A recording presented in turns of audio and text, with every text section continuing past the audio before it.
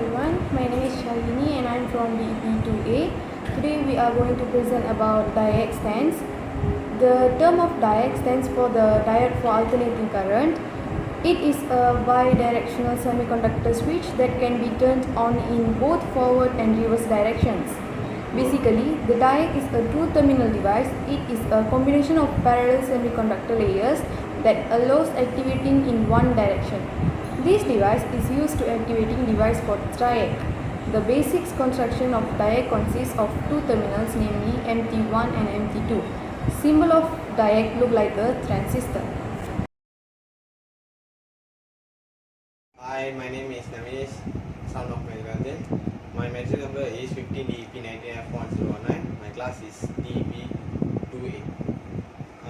I want to explain about the diac. Diac is given by the symbol of two diodes connected in parallel and opposite to one another and has two terminals. Since the diac is bidirectional, we cannot name those terminals are anode and cathode. The terminals of diac are simply called A1 and A2 or MT1 and MT2, where MT stands for main terminals. Hence, the pinouts of diac are reversible just like a resistor of ceramic capacitor. And you could have noticed although it belongs to resistor family, it does not have controlling gate terminal because they can be turned on or off simply reducing the voltage level. Below, the apparent breakdown voltage and it can be done in both the polarities. Good morning, everyone. Today I am going to talk about characteristic curve. The curve or the graph picture it that show the relationship between two variables.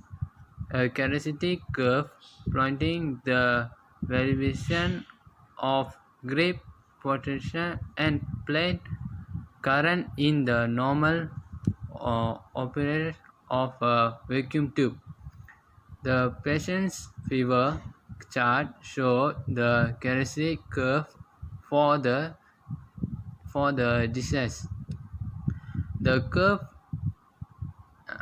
indicating the variation of in the developed photography image that result from the increase of exposed logarithmic cleaning, called also H and D curve. A curve showing the relationship between frequency recording intensity of frequency and reproducing intensity in sound recording. My name is Kashinderjit Singh. I'm gonna describe about diode operation. Diode circuit use the fact that the diode only conducts current only after a certain breakdown voltage has been exceeded. The actual breakdown voltage will depend upon the specification for the particular component type. When the diode breakdown voltage occurs, the resistance of the component decreases abruptly, and this leads to a sharp decrease in the voltage drop across the diode and a corresponding increase in the current. The diode will remain in its conducing state until the current flow through it drops below a particular value known as the holding current. When the current falls below the holding current, the diode switches back to its high resistance or non-conducting state. So later I will show the diagram about the diode voltage current characteristic. Diodes are widely used in AC application, and it's found that the device is reset to its not conducting state each time the voltage on the cycle falls, so that the current falls below the holding current. As the behavior of the device is approximately equal in both directions, it can provide a method of providing equal switching for both halves of an AC cycle, e.g. for triac. Most diodes have a breakdown voltage of around 30 volts, although the exact specification will depend upon the particular type of device. Interestingly, their behavior is somewhat similar to that of a neon lamp, although they offer a far more precise switch on voltage and therapy, provide a far better degree of switching equalization. That's what I get for operation for diode. Okay, hello. My name is Manush Kumar, Analaki JJ Kumaran. My matrix number is 15DEP19F1008, and I'm going to talk about diode operations. Here, this is the circuit. You know that the diode consists of 4 transistors, and here, as you can see this schematic diagram, here's the 4 transistors.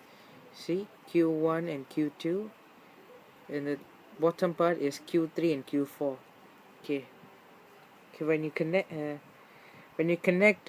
positive term, when you connect positive current to terminal A1, what will happen is Q1 Q2 will be forward biased, and Q3 Q4 will be reverse biased. Thus there will be no current flow at all, thus creating when you increase the voltage, it will eventually break down, and it will be known as breakdown voltage, and this one will be represented in the first quadrant of the IV characteristic curve. Okay, now next, and see, this is the same same circuit but different setup. As you can see,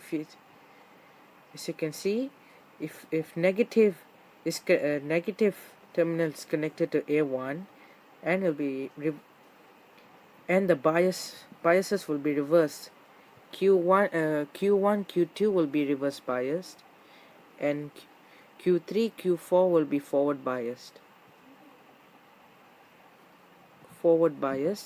Thus the current will flow through every time, no matter how much voltage it will increase. And this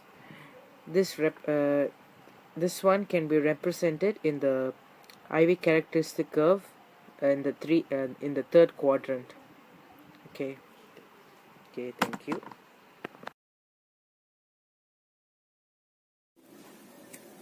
Hi, my name is Mirzan. Today I will explain about diode as a lamp dimmer. So what you need is AC, lamp, resistance, variable resistance, capacitor, diode and triode.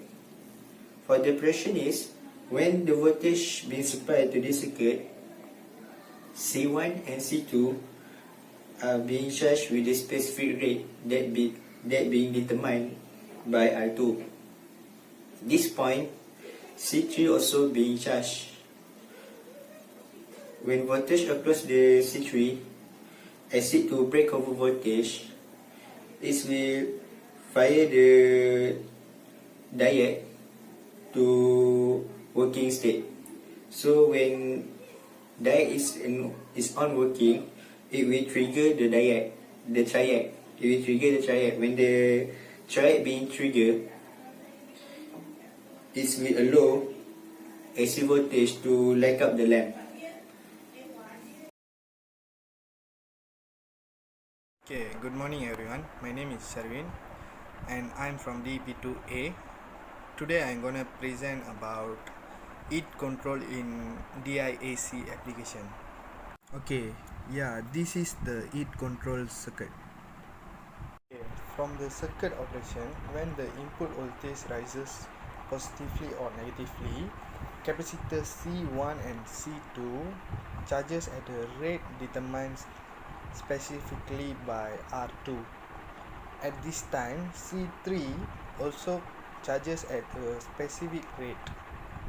When the voltage across C3 exceeds the breakover voltage of the DIAC is turned on. The capacitor C3 discharges through the conducting DIAC into the gate of turn, the TRIAC.